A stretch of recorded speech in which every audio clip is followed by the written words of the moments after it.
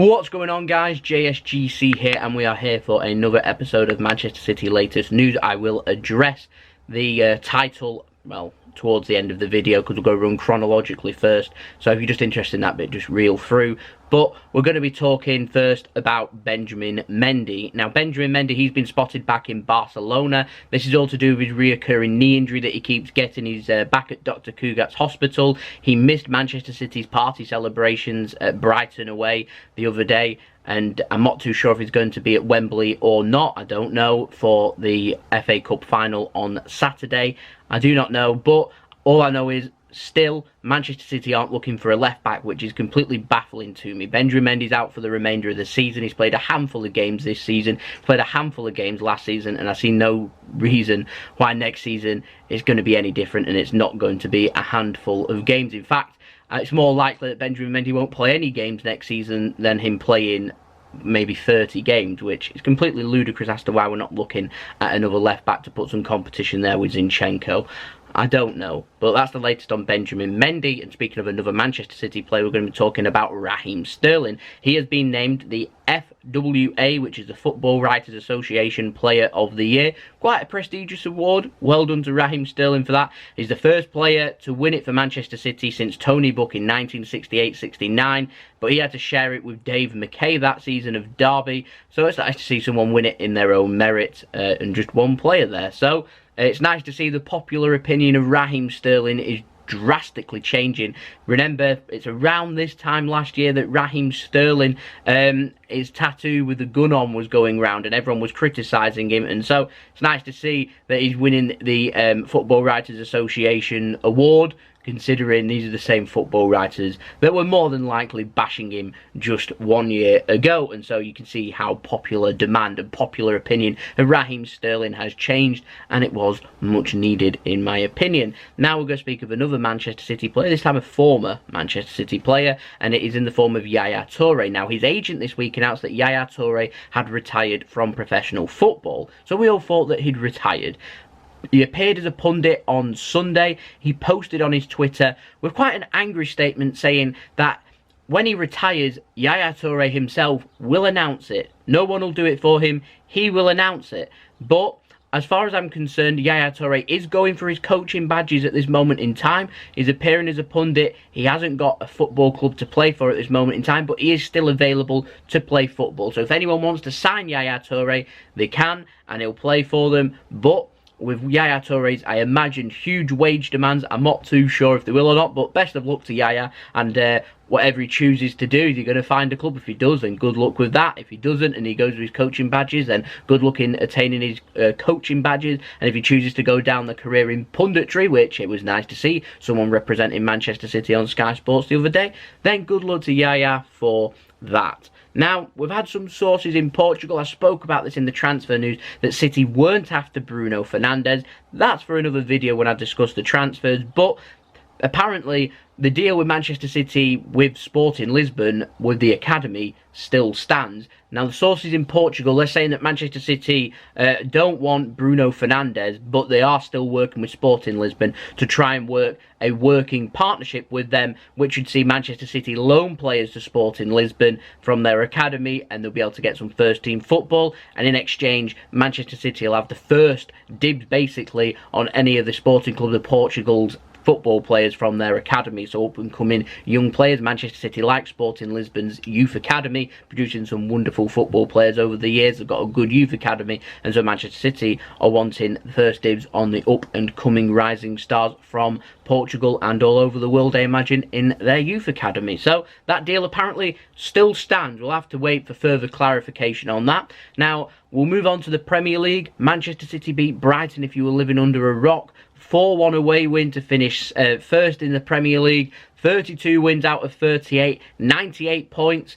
Incredible. We've beaten Liverpool to the title. They finished on 30 wins and finished on an incredible 97 points, losing only one game all season. Liverpool on Sunday beat Wolves 2-0. Now, this marathon effort between Man City and Liverpool has been going on since the end of January. This has been happening, and it has been incredibly tiring, but it's been incredibly enjoyable. 14 Premier League games, 14 Premier League wins from Manchester City. That is an incredible effort, and it shows just what an incredible team City and Pep have put together. Now, commiserations to Liverpool, I feel sorry for them. I do. 97 points, that is an incredible total, and if it was City finishing on 97 points and we didn't win the Premier League, I'd be devastated. I would. There's no way around it. You work hard all season to try and achieve that goal. 38 games, it requires incredible consistency. Liverpool showed the consistency, got the points tally that is normally needed to win the Premier League, and this robotic, incredible, fight to the end team like Manchester City have managed to just squeeze in and hold Liverpool off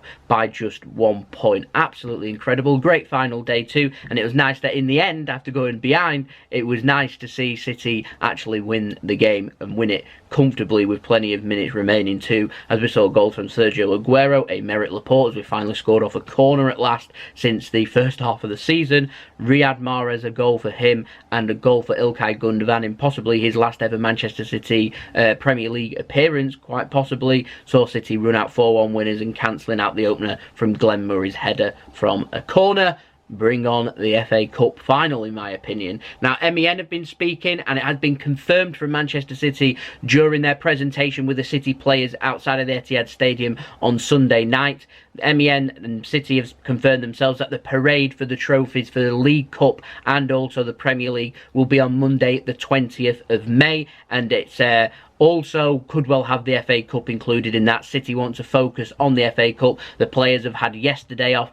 Apparently the players have got today off too, so they'll be doing their massages and recovery as of tomorrow. Then they'll go into training Thursday, Friday and travel over, I imagine, Friday afternoon over to London, ready for the Saturday evening 5 o'clock kickoff for that huge game. Now, City, they'll be parading, of course, like I said, the League Cup and Premier League, possibly the FA Cup too. It'll be the first ever team, if we do it, to win the domestic treble, win all of the domestic trophies. And let's not forget, of course, we've got a Community Shield to our name. It basically means anything that's involved England, only England, we have won this season if we win the FA Cup, and that is an outstanding achievement. Of course, we've got a week's worth of football coming up. The FA Cup final coming up on Saturday. You've got the playoff games in England throughout League 2, which is I think completed now. So you've got the League 2 final coming up as of next weekend, not this weekend, next weekend. Then you've got more playoffs, the championships, which is quite important for the Premier League. Obviously, whoever wins the championship playoff final will be promoted, and City will be playing them next season.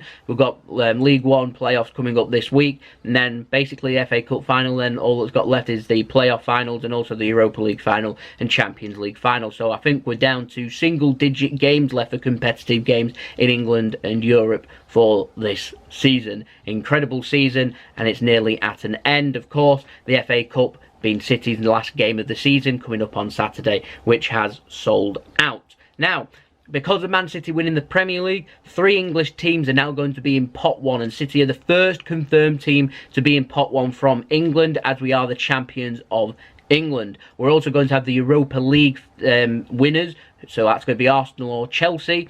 They will also be in Pot 1, and also the winner of the Champions League will be in Pot 1, which is obviously going to be Tottenham or Liverpool, will be joining Manchester City in that. So there we go. Now we're going to bring you on to the title and the news that people have been talking about over the last 12 hours or so. The New York Times broke this. It's been reported in several tabloids this morning. Daily Mail, The Sun, just to name a couple that have been reporting it. But they're reporting City will get a transfer ban. I've already confirmed that. I'm 1,000,000% sure City, for their dealings with signing young players, will get a transfer ban. Atletico Madrid, Real Madrid, Barcelona, Chelsea, they've all fallen victim to the transfer ban. City will be the next name. Wouldn't surprise me if the UEFA come calling for other Premier League teams too for transfer bans. They all tap up young players, is what I'm saying, to sign the best young players from around the world. They all do it, and they're all going to get found guilty of it at some point. It's just when is your turn, and City's is coming up. We are going to have the summer.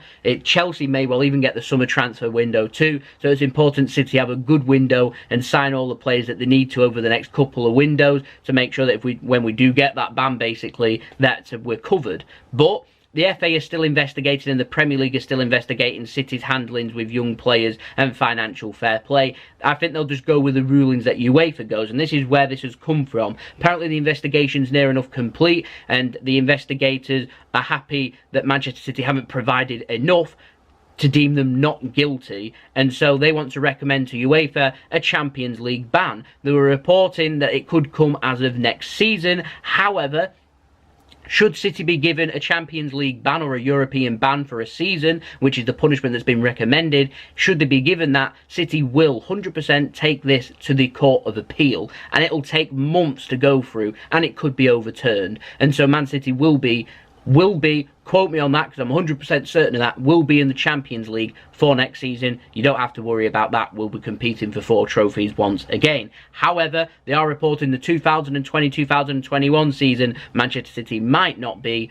competing in the Champions League. And so we'll have to wait and see what the rulings are from that. I'm not too sure how they can take the word of hacked documents and possible fake documents and documents that were obtained illegally as gospel, but they might want to. And so my advice would be for Manchester City, obviously they'll take it to the Court of Appeal. They've also got the choice to actually take it away from UEFA and take it to the courts. Man City have before said that they weren't happy with financial fair play and that it was restricting their business, which they found was an illegal move, and they could have financial fair play blown out the water in actual court. UEFA was scared of Manchester City because of this, and they backed down and gave us a fine instead of a ban. PSG have had all their cases just thrown out the water because they were scared of PSG's financial clout, that if they decided to take action on it, that UEFA could well lose. And I have a feeling that the same will be done for Manchester City. We've threatened UEFA once, we've taken it to court to have it chucked out financial fair play.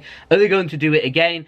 The UEFA president at the time, who's now the FIFA president, decided not to do that and give Man City a fine. It'll be interesting to see where this one goes. Like I said, things are a little bit dodgy on Man City's behalf. How these documents have been obtained is a little bit dodgy altogether, and UEFA's handling of things is a little bit dodgy, and something isn't quite right. And so if Manchester City end up drawing the short straw, City should try and take some action through the appeal, through the courts, and we'll go from there. And it could all get quite ugly and quite drawn out. No wonder that the other clubs have tried drawing up their own Super League, is it? And so it's all a bit tiring. We've covered this before. I made a comment on it. I just put yawn.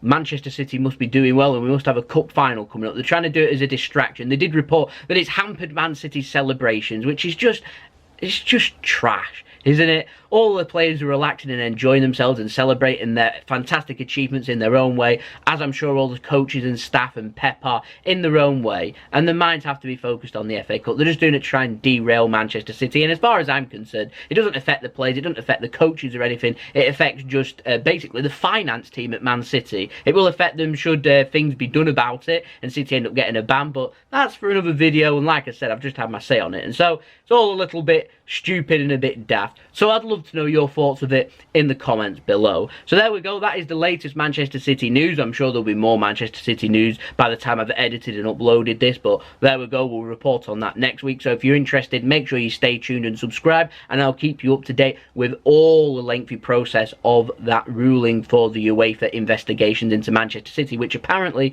are nearing in on a conclusion, and so I'm sure we'll have plenty more talking points. So if you're interested and want to stay up to date and stay in the loop with all things City news, make sure you press the thumbs up button so I know you enjoyed the video, and also to press the red button, subscribe, press the bell, put your push notifications on to be notified when I have uploaded, so you can stay in the loop as quickly as possible. If you are interested in staying up to date, in demand very quickly, worthwhile follow me on Twitter, because I'll retweet sources and tweet my opinions and things like that, which will probably come before my YouTube video. So if you're interested in staying up to date very quickly, then worthwhile go and follow me on Twitter. Links in description, links popping up on screen, which is at JSGC171. You can check out my Instagram too if you so wish, and I'll see you all again for the next video. We've got a transfer update coming up, we've got a reaction video coming up later this week. We've also got the big preview, my last preview of the season for the Watford game, and the analysis coming up after the game. So that's the schedule for this week to look forward to. If you haven't already, go and check out my podcast that I did speaking of Man City's Premier League season review yesterday that I did with Mick Sid. If you're interested in going checking that out.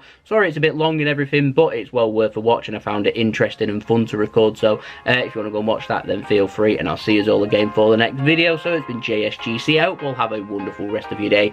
Peace. Ciao for now.